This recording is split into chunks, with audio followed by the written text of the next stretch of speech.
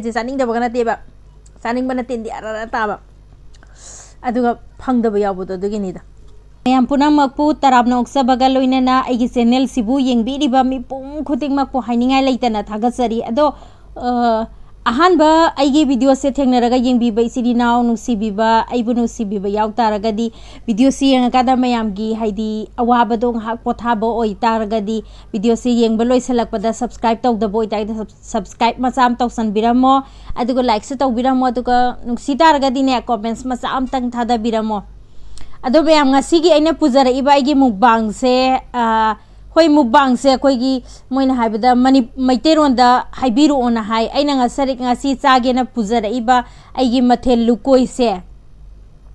ay request ko request mathel lukoy ni akoy boriga kainoga Maroiga thongba se kuira bane itininaw sing na haibira pa inaw mana haibira pa se sima puzare aduga amaso dum halita ay video khodi makta dum haiba ay thamoi se yamna nungai jadaba aduga aina soibum phangdaba dagi ne ko ichajada bane ba Mairenga soibunga thongba na dum haibane bo ko ise Mairenga soibunga thongba na haibane do Mairenga soibunga thongba haibirak pa inaw do si leire adom video khodingi harak pa do na se ne yam nungai jadeba aduga tawbadari na se saning da banata sadi saning ba aduga leitabam yawba soibum do leitaba adugi ne ba ko adudi mayam ko na bana si leire morok me paswai da leire adagi Thabi su si da leire adudi mayam saba hauna ba tawse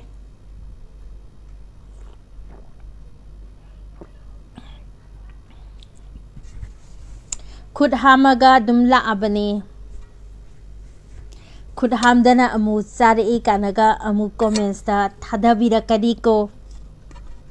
warau binu mayam aina ne samana ne ingang ba se ko aise masagi ngang bada khara wa se ngang bada khoigi khara thotna mengna ngang ba se ai haitabagi ne ba ko ado request wira ba inawgi soibunga kainoga se Mairenga se si hana lokhatsara ga soibunga Mairen se ado aise tasin harabandana ko hoi loinaba mi thengnaba mina di loinara kanda aise kamai tabono habse mina khangane bako aduga aigi oina saksi yengbada aina ngang thok saktorok pase khoigi thot naudaba ama yawe na dumaina hai ai isana adudo ai isana dum yajayeba yajaninge bako ado I warau jade bako mayam na dum haibirak bado no tawde khoten aduga ama haijarange chahuk te mangda taba na samdo haigalo haibado ai samje haigasara amni ngasidi sam haigalaga sajarage da aduga amaga su hairamge ba itininaw mayam gaina sum semtok pirakpade am harawe ba haininga lita thagasari aduga aingonda aina sigi mamangda lipstick ama sangbane ba koigi brown color ama sangbado aingonda hairi eba aigi kaino siga mai siga hojigi brown do chana ba wali chana den hairi eba ko ado matching oide sintopio na hai adu sillabade lipstick se haira haira paduni ko aina hoji tawra ising se sam haigalo zo hairaba haigalaba adagi no to aduga ne mayam na hairak pada ina ngamoida ma khatang di lebo ko sak sabada wangang dana saru haibdo dumadi ai sum wang mayam gi haidi sak saba sida mayam gi entertain oina ba sum wa se sum phagi oina sum tawbune ko adu sak sakom lo khot ke mayam di war o ya deko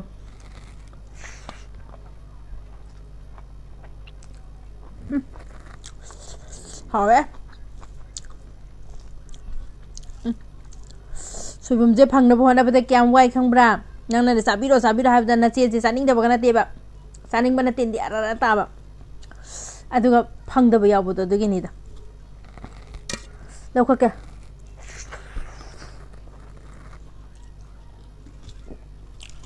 ngasi sanju sudra na si ona to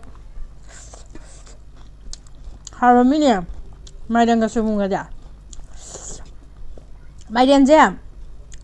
ko je phang basi di ari ba hawa le ba ko yum longi ari ba hawa danam ko je no bodo makuya sina ai hai ba kau to boriga ha ba do waro ya de sini nauza saningi ne ba ise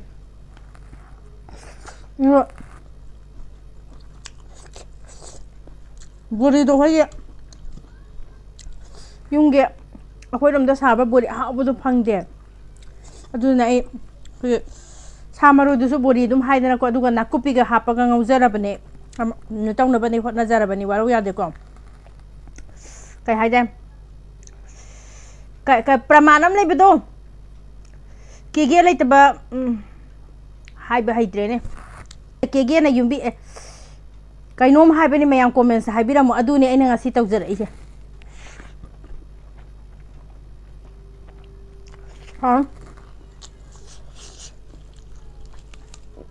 ꯆꯥꯛ ꯆꯥꯅꯕ ꯅꯤꯡꯁꯤꯡꯉꯒꯦ ꯑꯩ ꯍꯧꯖꯤꯛ ꯄ꯭ꯔꯃꯥꯟꯗꯣ ꯍꯥꯏꯕ ꯍꯩꯇ꯭ꯔꯦ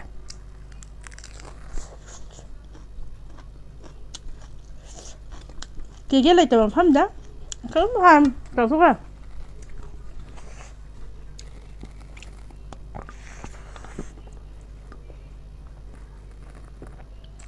ꯀꯦꯒꯦ ꯂꯩꯇꯕ ꯃꯐꯝꯁꯦ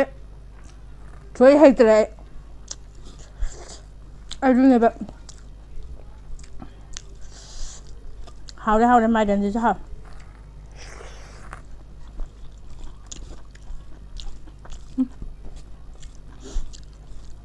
ꯌꯥꯝ ꯆꯥꯟꯅꯈ꯭ꯔꯦ ꯏꯅꯥꯎ ꯑꯅꯤꯒꯤ ꯃꯥꯏꯔꯦꯟꯒ ꯁꯣꯏꯕꯨꯝꯒ ꯍꯥꯏꯕ ꯑꯃ ꯕꯣꯔꯤꯒ ꯍꯥꯏꯕ ꯑꯃ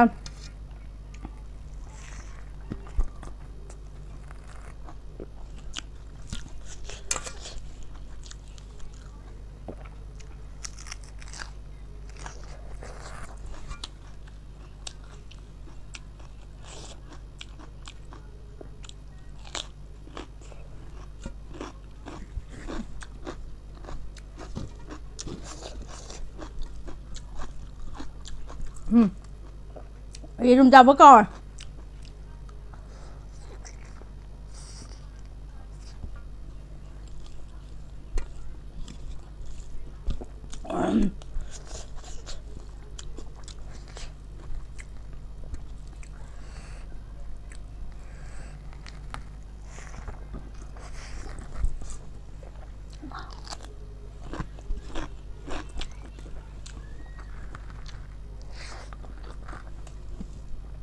hào với mày nè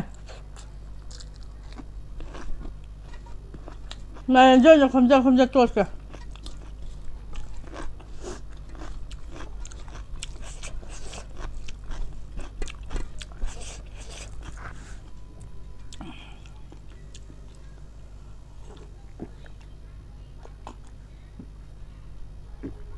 Maroiga nakupi ni ko nakupi akang mani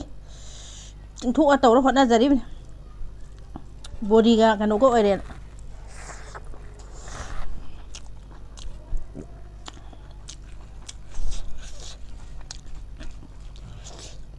생주고 무슨 밤새 좀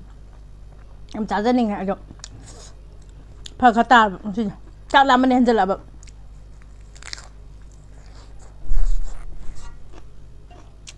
아주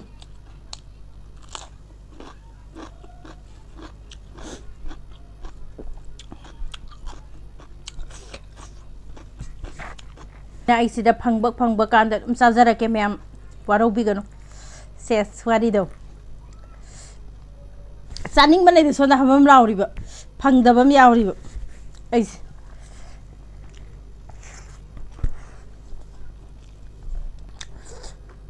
저는 라면 안 리퀘스트 하고 그냥 팍팍 닌창가 그냥 팍팍 짜닝이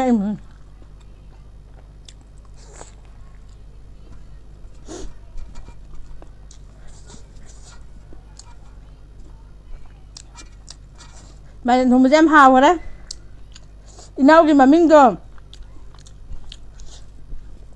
screenshot thì lâu rồi thăm bên này vậy xe à tu gặp phone sẽ video nằm bọc hộp mà tao sẽ mình kia nè nè tao được đi lấy tao budi ao rồi bạn sao vậy để đâu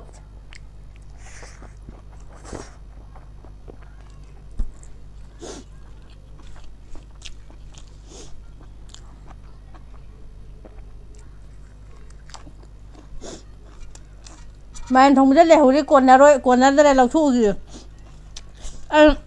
ra đi chụp nhá mà chúng ta nhầm nhầm thôi bạn không dài rồi đấy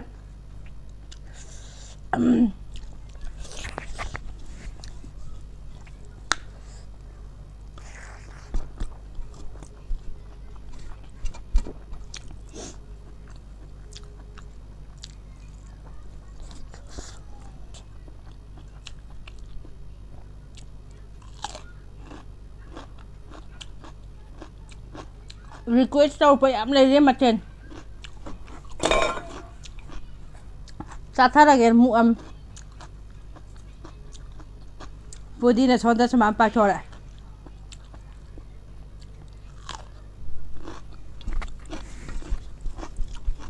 ꯃꯥꯏꯔꯦꯟ ꯊꯣꯡꯕ ꯈꯤꯇ ꯂꯧꯊꯣꯛꯆꯧꯔꯤꯒ ꯌꯥꯝ ꯍꯥꯎꯔꯝꯃꯦ ꯃꯥꯏꯔꯦꯟꯁꯦ ꯃꯥꯏꯔꯦꯟ ꯊꯣꯡꯕꯁꯨ ꯂꯧꯊꯣꯛꯆꯔꯨꯔꯦ ꯍꯥꯎꯔꯦ ꯌꯥꯝꯅ thank you ꯍꯥꯏꯕꯤꯔꯛꯄꯒꯤ ꯏꯅꯥꯎ ꯅꯆꯦ ꯆꯥꯊꯔꯦ ꯄꯨꯈꯝ ꯑꯃ ꯕꯣꯔꯤ ꯋꯥꯂꯥ ꯏꯆꯦ ꯏꯅꯥꯎꯗꯨꯁꯨ ꯅꯥꯀꯨꯞꯄꯤꯒ ꯇꯧꯔꯒ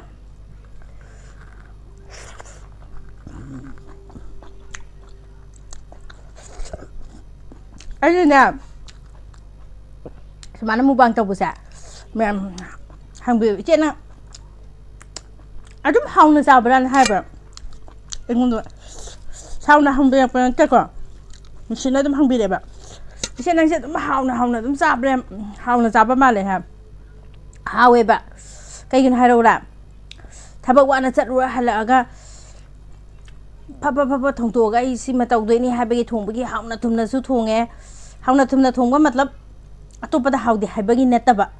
ꯍꯥꯏꯗꯤ ꯈꯔ ꯃꯨꯛꯕꯥꯡ ꯇꯧꯗꯣꯏꯅꯤꯅ ꯈꯔꯁꯨ ꯍꯦꯟꯅꯁꯨ ꯍꯥꯎꯅ ꯐꯖꯅ ꯍꯣꯠꯅꯔꯦꯗꯅꯀꯣ ꯑꯗꯨꯒꯤ ꯋꯥꯅꯤꯗ ꯑꯗꯨꯒ ꯊꯕꯛꯀ ꯋꯥꯔꯨꯕꯅꯤꯅꯅꯦ ꯒꯣꯔꯣꯡ ꯆꯪꯉꯦꯕ ꯍꯥꯎꯁꯨ ꯍꯥꯎꯔꯕꯅꯤꯅ ꯇꯁꯨ ꯌꯥꯝ ꯍꯥꯎꯒꯜꯂꯦꯕ ꯑꯩꯈꯣꯏ ꯆꯥꯕꯗ ꯍꯥꯎꯒꯟꯕ ꯃꯤꯁꯦ ꯃꯁꯥꯗꯨꯁꯨ ꯑꯗꯨꯝ ꯕꯣꯗꯤꯁꯨ ꯑꯗꯨꯝ ꯌꯦꯡ ꯅꯨꯡꯉꯥꯏ ꯍꯥꯏꯕ ꯑꯗꯨꯅꯤ ꯍꯥꯎꯒꯟꯕ ꯌꯦꯡꯕ ꯑꯩꯈꯣꯏꯁꯨ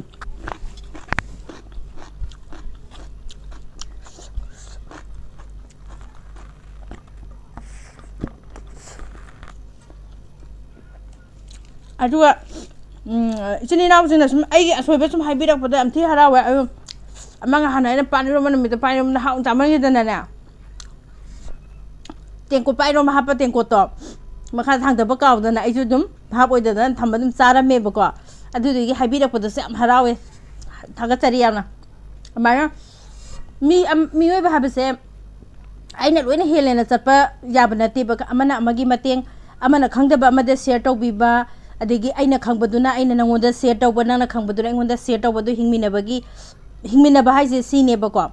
ꯑꯗꯨꯗꯨꯅ ꯑꯗꯨꯃꯥꯏꯅ ꯇꯥꯛꯄꯤꯔꯛꯄꯗꯣ ꯍꯥꯏꯅꯤꯡꯉꯥꯏ ꯂꯩꯇꯅ ꯊꯥꯒꯠꯆꯔꯤ ꯇꯦꯡꯀꯣꯠꯇꯣ ꯊꯥꯡꯗꯔꯒ ꯆꯥꯕꯤꯌꯣꯅ ꯍꯥꯏꯕꯗꯣ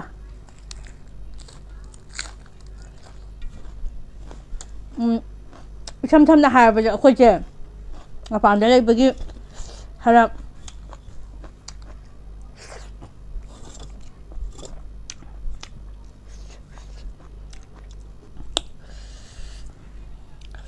ꯃꯣꯔꯣꯛ ꯁꯥꯖꯜꯂ ꯏꯁꯤꯡꯗꯤ ꯊꯛꯆꯟꯒꯦ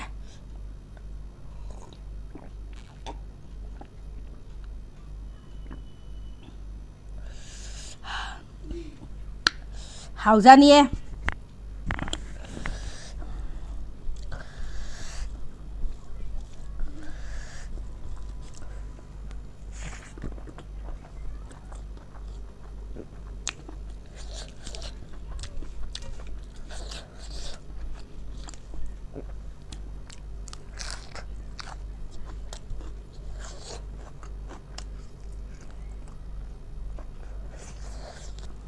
ꯍꯥꯏꯕꯤꯔꯛꯑꯣ ꯑꯗꯨꯝ ꯑꯁꯣꯏꯕ ꯑꯗꯨꯝ ꯌꯥꯎ ꯇꯥꯔꯁꯨ ꯀꯔꯤꯝ ꯋꯥꯔꯧꯖꯗꯦ ꯅꯆꯦꯅꯤ ꯅꯅꯥꯎꯅꯤ ꯅꯆꯥꯅꯤ ꯈꯜꯂꯒ ꯑꯗꯨꯝ ꯇꯥꯛꯄꯤꯔꯛꯑꯣ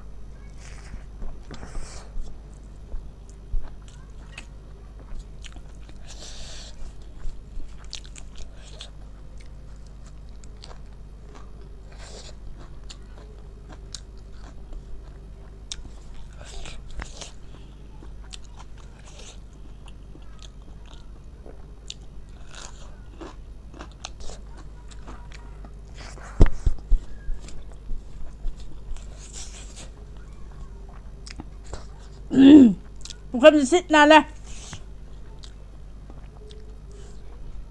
ꯃꯥꯟꯅ